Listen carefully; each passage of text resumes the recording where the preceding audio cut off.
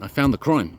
I don't know who to report it to. So the water that comes out of the planet, which we should exist on, the pure water produced by the planet herself that we should exist on, has been stolen from us through compactification of the surface itself. So the geoengineering of the sky is about changing the surface tension such that it's all down here on the surface. And the reinforced concrete on the surface is reflective of that geoengineering. So you've got a beam constructed between the contrail, the metals that they place into the sky, the metals, and which form an aggregate construction as a plasma lens at a certain point within the atmosphere.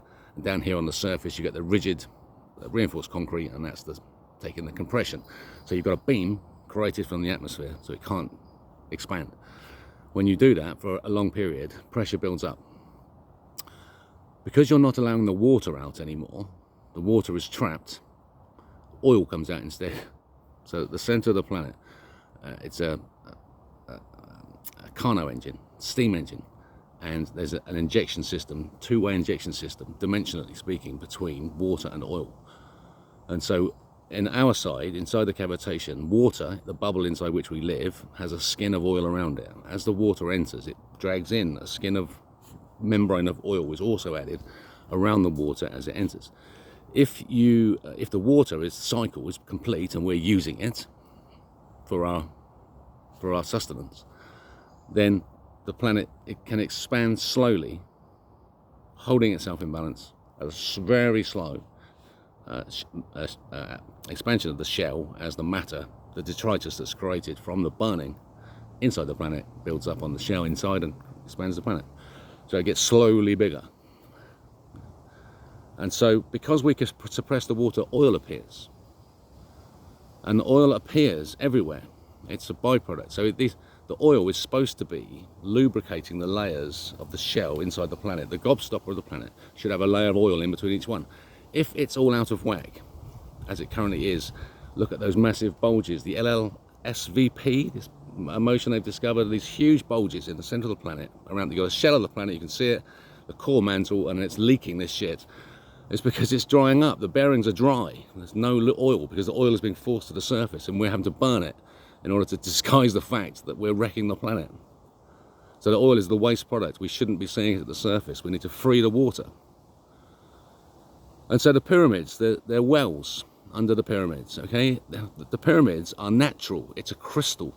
It's a geometric crystalline structure that exactly matches the base pyramid of a hypercube, which is Einsteinian mass energy equivalence. So you've got a rigid body of the pyramid, great. Underneath you've got the Levian iconic structure with the mass energy itself, the water entering in a vortex spiral, and it's water and oil.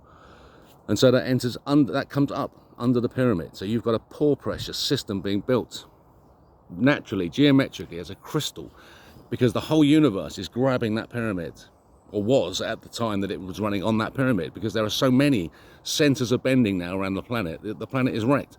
We need to return back to a single center of bending. I suggest the pyramid at Giza, and and it will recreate itself. So it's all surface. All that existed of the pyramid was the surface itself, a bright shining white light. Of that, you can imagine the polished limestone face, as they call it. We could only see this amazing light shining. If we looked, we would find a construction, because the universe will render itself to make sense to us, to those who are looking at it. It will say, look, it's made out of massive blocks and polished limestone, and this is how we did it. No, it's unbuildable. The pyramids are unbuildable once you accept that fact and you go, okay, is it natural? Yeah. And what's the secret of the Garden of Eden? What's the message we hear about knowledge? You know, if you look inside, you find the answer, but you're not any closer to understanding your existence. You just understand something about the construction. As the pore pressure rises underneath the pyramids, the base of the pyramid will float.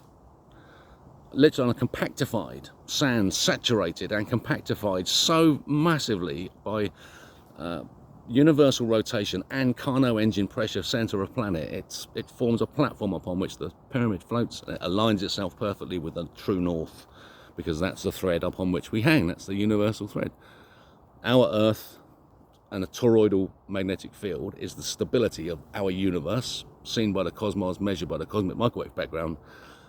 At the center of that, we have, around that toroidal field, we have a local center, the sun, which rotates around it. It's like on a pendulum arm. It can't meet the torus because of the magnetic difference. It'll just swing round and round and round it, and that's the sun, and then all the planets go around the sun. So that's the solar system.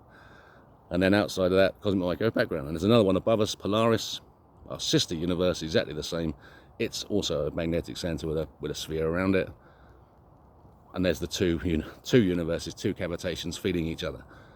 Pump, pump, pump, pump, pump, between the two, dimensional difference. But there'll be entities there because it's the opposite to us. And so we have the future, we have the answer. We accept the Earth's the centre of the universe. Wonders unfold. Pyramids are natural. Who had that on their bingo card? Are you ready for the future to begin? Follow the Rebel King.